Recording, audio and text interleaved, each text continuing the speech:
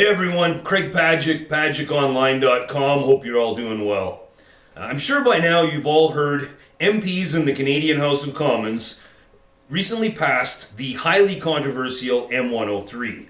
The vote followed months of bitter debate, a series of protests and counter-protests across the country. A recent poll has shown that most Canadians disapproved and wanted to vote down the anti-Islamophobia motion.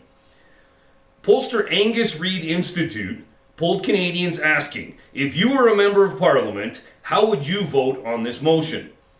They found that 42% would vote against it, 29% would vote in favor, and 29% had no opinion or just didn't know. This means that of Canadians who were familiar with the issue and had an opinion, a solid majority of 59% were opposed to the motion. In the debate, Conservative MPs endorsed the sentiment but objected to the wording of the motion in the belief that it could lead to the suppression of free speech. The word Islamophobia, which was never officially defined, could potentially be used to mean both discrimination against Muslims and criticism of Islamic doctrine or practice.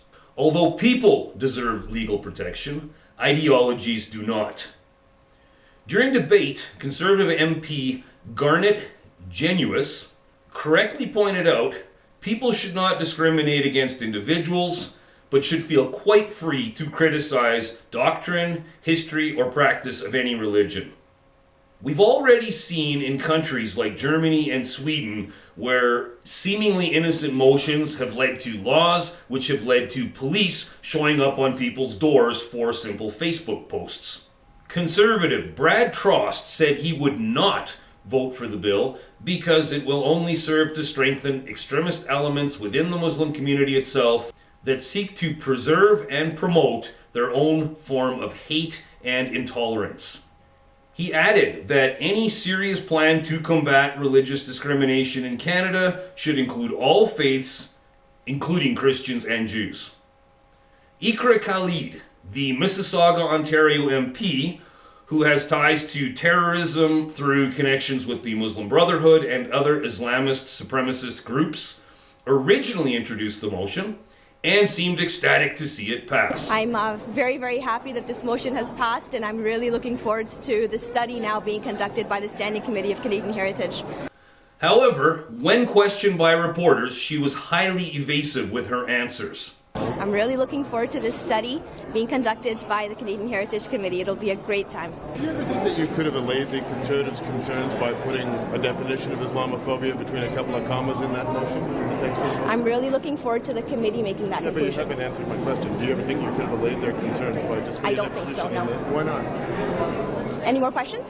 Why don't you answer my question? I'm interested in that. Yeah, we want to know. It's more than a little ironic that she also went on to speak of really listening to what Canadians have to say. You know, it was a really collaborative effort amongst all Canadians. All while vocal disapproval of her motion by millions of Canadians has fallen on completely deaf ears. Based on the results of the Angus Reid survey, if the vote on M103 was up to Canadians, it would have failed.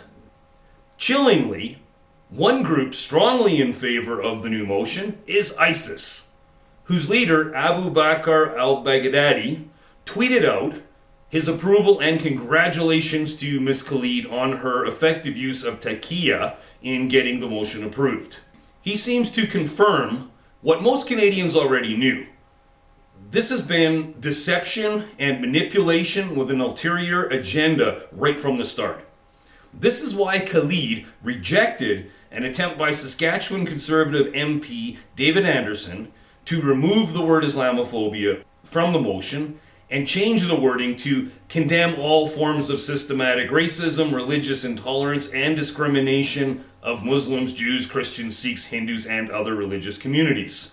The total rejection of this common sense amendment makes it clear that M103 is an attempt to elevate Islam in accordance with the Muslim Brotherhood ideals and to give it separate and special status above all other belief systems in Canada. The motion is quite clearly intended to shut down legitimate criticism or analysis of Islam, and according to ISIS, it will be the first steps to ushering in Sharia law in Canada. If we examine mainstream Islamic societies, we find nation after nation where apostasy is a crime punishable by death, minorities are robbed of equal citizenship, and religious dissent is considered treason. A charge of Islamophobia is used to silence, marginalize, and imprison. It's a sad day for Canada when our politicians are doing the bidding of ISIS while ignoring the legitimate concerns of the Canadian people. Share this on your social media, leave a like or comment below, and don't forget to hit subscribe if you haven't already. I'm Craig Pajic, thanks for watching, and I'll see you next time.